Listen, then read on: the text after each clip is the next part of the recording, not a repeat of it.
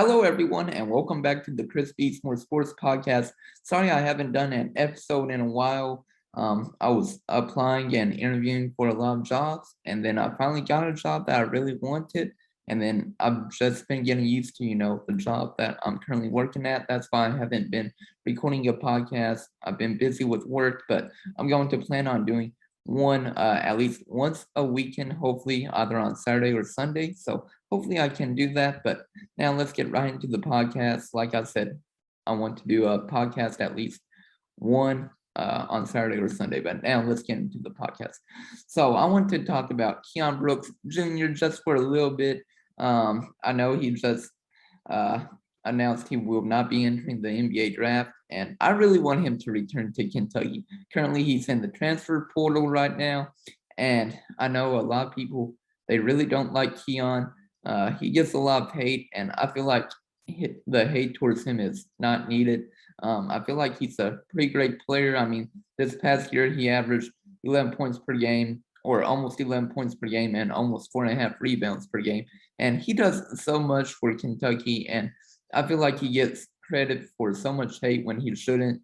I mean, obviously, he didn't step up as much as we needed him to do. I mean, he stepped up in the Kansas game, but I mean, I think he was the first person to hit a three this past year against St. Peter's. We were struggling to hit a three, and he was the first player to, hit a three for us. But I think we need both Keion and Jacob Toppin back. Jacob Toppin has until June 1st at 11:59 p.m. Eastern time to announce if he's going to return back to college or keep his name in the NBA draft. And I hope he returns.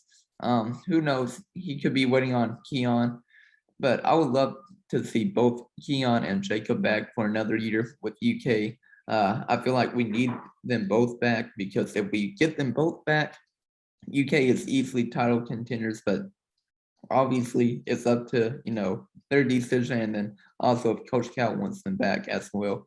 But if we could run next year with our starting five, it would be probably, in my opinion, Sabir Wheeler, Jason Wallace. I would say probably Antonio Reeves maybe at the three, Keion Brooks Jr. at the four, and Oscar Tshiebwe at the five. That's my possibility. And then we would also have Chris Livingston off the bench. And then who else do we have off the bench? Lance Ware, of course. He just announced today that he's coming back. I'm excited about that, but I felt like everybody knew he was going to come back for his junior year. But like I said, I want Keion Brooks Jr. back really bad. I feel like we need him back to have experience because if we can, like I said, if we can both get Keion and Jacob back, we're title contenders. I know they aren't really shooters, but hey, we need experience, and those two players, they have a lot of experience, especially with Jacob Toppin playing at Rhode Island, and then the past 2 years at UK, and then Keion Brooks, he's been at UK all 3 years, and I feel bad for him because his first year had the first year there was COVID, so there was no really tournament.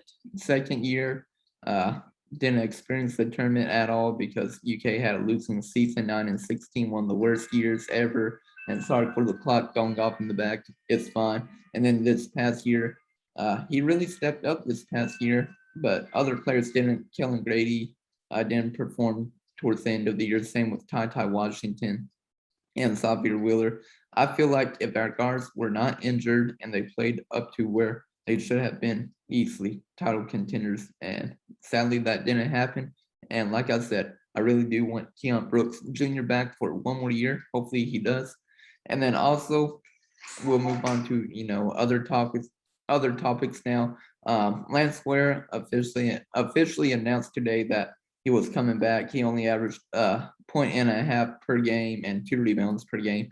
And I'm happy he's coming back. He was definitely a great player to come off the bench. Gave us a lot of energy. Whether that would be get a couple of boards or just on offense, just pass the ball. I'm glad to have him back. Like I said, he was a great energy spark this past year coming off the bench, especially towards the end of the year. Florida, Alabama, I think He definitely played well towards the end, and I'm excited to have him back. But it was expected. I think the day to announce if you were uh, transferring or not was, I forgot, was it May 1st? I think it was, that you had to let your team know that if you were transferring or not. But like I said, June 1st is the day that you have to announce if you're returning back to college or going to the NBA draft. And we all knew Lance Ware, it was past his decision to announce for the NBA draft. So obviously that wasn't an option. And then it's already passed to announce if he was going to transfer or not. So I'm glad to have him back and excited to see what he can do coming off the bench again, behind Oscar Tshiebwe, with Oscar Tshiebwe being National Player of the Year. So I'm excited to see what our team can do, because I feel like Keion Wallace is going to be just phenomenal. He's going to be one of the players that I'm expecting, to come in and be a leader, be a great scorer as well, and then maybe a facilitator. But he's going to definitely be able to defend, and his jump shot looks so smooth as well. So I'm very excited for Keion Wallace, especially this coming up year. So that's all I have really to talk about with basketball wise. Like I said, I just want, for the most part, I want Keion Brooks Jr. back, Jacob Toppin back, Lance Ware, and like I said, Jacob Toppin, he has until June 1st to announce if he's going to return to UK or go to the NBA draft. And I really want him, to return.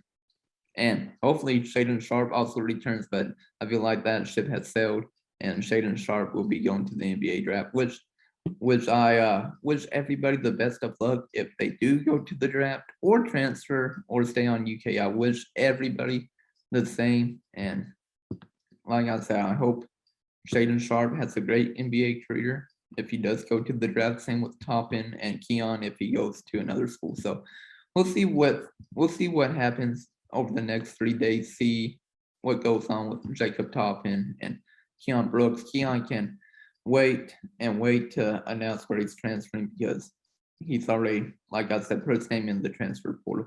But now let's talk a little bit about college football this coming up year. And I read a report earlier this week by Matt Jones of KSR, and he was saying, obviously, I saw a tweet like the day before saying that Chris Rodriguez's future on the team is in question. And then the next day, Matt Jones, wrote an article or talked about Chris Rodriguez's future.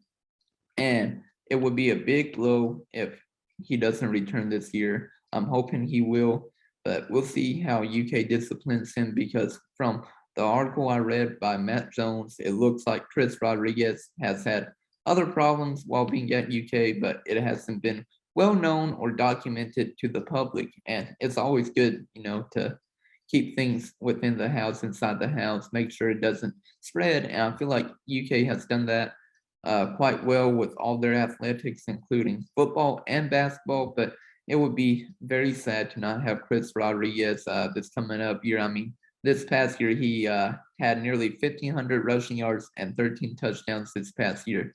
Oh, if we don't have him, man, if we don't have him this coming up year, I don't know what will happen.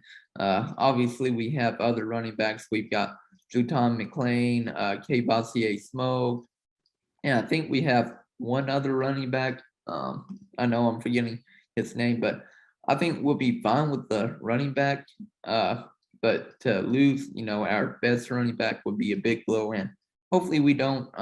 Like I said, I think if UK does allow him to come back, I think he'll definitely be suspended a few games. I know with his DUI and everything, and then he missed court, but it was more like his lawyer missed court for him, because his lawyer was supposed to show up and he did not, and that's what caused Chris Rodriguez to have an arrest warrant out for him. But I'm glad everything got cleared out with that. But he still has to go to court, or his lawyer does, to get him through his DUI that he got. And like I said, if he has had other problems within the program and the DUI isn't the only thing, like Matt Jones talked about, then yeah, he should be suspended a few games. I would say probably 3 or 4. I would say if there's other things going on other than, like I said, the DUI, and hopefully he doesn't get suspended for a long time, but there are consequences for your actions. And if he's had a few consequences, then yeah, there should be an action taken for that. And with him, if, like I said, if he's not around, I think Kentucky can still win 7 or 8 games. If he is around, I think UK wins 9 or 10. No questions asked. He's definitely going to lead us to, at least, I would say, at minimum, with Chris Rodriguez on our team, 8 wins at minimum, in my opinion. At most, I would say probably 10 wins, but without him, probably 7 or 8, I would say. So now let's talk more about UK football for a little bit. So it was announced a few days ago that Javon Baker won't be coming to Kentucky. Apparently, Kentucky cut ties with Javon Baker, and it was a surprise because Javon Baker was like, I don't know what sources you all are hearing from, but I'm still committed to UK. But it was actually UK who cut ties with him, and there's not been a lot of info on why UK has cut ties. I've read it's not because of grades, it was because of something else, and UK just didn't want to go through everything to, try and get him. So I wish him the best of luck wherever he transfers to. This past year on Alabama, he only had 7 catches and one touchdown for Alabama. And honestly, it would have been nice to have him and also Taj Harris. Taj Harris on the team. Taj Harris was also once committed to UK. He played at Syracuse, was going to transfer to UK. I think he's on the Rutgers now. I could be wrong where he ended up at, but it sucks that we've lost 2 wide receivers in the past, I would say, 6 months? Past 6 months, we've lost 2 wide receivers, and they would have been very key for us to, be great this year. I mean, we still got, what was his name? Tavion, can't think of his last name, the Virginia Tech transfer. He'll be a nice addition for UK this year, but Tavion and Dane Key will definitely be the 2, I think, best wide receivers this coming up year. We definitely need a great replacement after we lost Wan'Dale Robinson this past year for the NFL draft. Congratulations to him, getting drafted to the New York Giants, along with our other players who got drafted this past year, and also got picked up. So congrats to everybody. So we'll definitely miss Wan'Dale Robinson, but I think we'll be all right with Dane Key, even though he's only a freshman. And then Tavion, I think he's an upperclassman. I believe he's a junior or senior. I should have probably wrote down more notes about that, but I'm also excited for our class coming in with wide receiver wise. I mean, like I said, I mentioned Dane Key previously, but we also have Barry Brown coming in. Jordan Anthony, who I've talked to a few times, he's a very nice guy. I wish him the best. Hopefully, he'll get some playing time this coming up year. I know he's going to be both doing track and football at UK, so that'll be exciting for him. And then also Brandon White, and then Josh Caddis, he'll be a tight end this coming up year. So we've got a lot of great wide receivers coming in. I'm excited to see what our new offensive coordinator, Rich Scangarello, will do with this team, because I know at the very beginning of the year, he wanted to use the running back more in passing plays instead of the running back just blocking, because I wouldn't mind having a little bit of combo with, having our tight ends being a receiver other than just blocking, and then same with our running backs, because you want a little bit of both with running backs blocking and also being able to, catch, and then also with our tight ends, you would rather see a little bit of both blocking and being able to catch. So we'll see what happens with our UK team. But like I said, with Chris Rodriguez coming in, or hopefully he'll be able to play this year, I'd say we win 9 or 10 games, in my opinion. Probably 9 games before the bowl game, and then 10 if we win the bowl game. But if we don't have Chris Rodriguez, it's probably a 7 or a 8 win season, in my opinion. So hopefully we get him. Hopefully if he is suspended, it's only 3 or 4 games. I know we play Florida the second week, so that's not going to be the greatest for us. And we also have to go to Florida for that game. So it'll be a very interesting and exciting game, but excited to see what UK football can do. And before I end this podcast episode, I want to also say rest in peace to Reggie Warford. He died at 67. He was the first ever Black Kentucky basketball player to graduate. So sad to see him pass, but uh, excited to. But it's exciting to see that he was, the first Black Kentucky basketball player to graduate.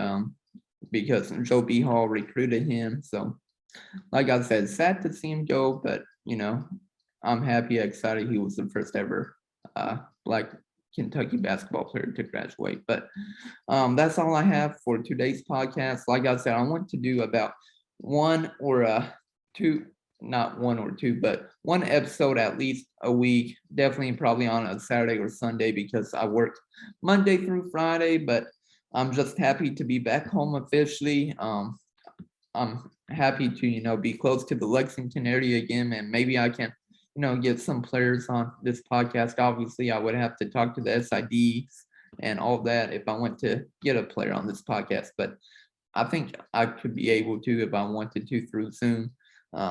Talk to, some Kentucky football players or basketball players. But like I said, I'll have to talk to the SIDs about that, and hopefully they would approve of that. But like I said, we'll see. I'm happy to be back home. I'm hoping to go to some football/basketball games, and maybe I can cover some. Maybe not for where I work at, but maybe for myself, just be able to get involved with the UK athletics, because like I said, growing up, I always went to all the Kentucky football and basketball games. So just excited to be back home. I'm expecting to go to a few football games and basketball games. So can't wait to do that. But I appreciate you all watching this episode. And like I said, probably one episode I'm planning on a weekend. So either on Saturday or Sunday, but keep your heads up on that. And I hope you all have a great rest of your weekend. And thank you all for watching.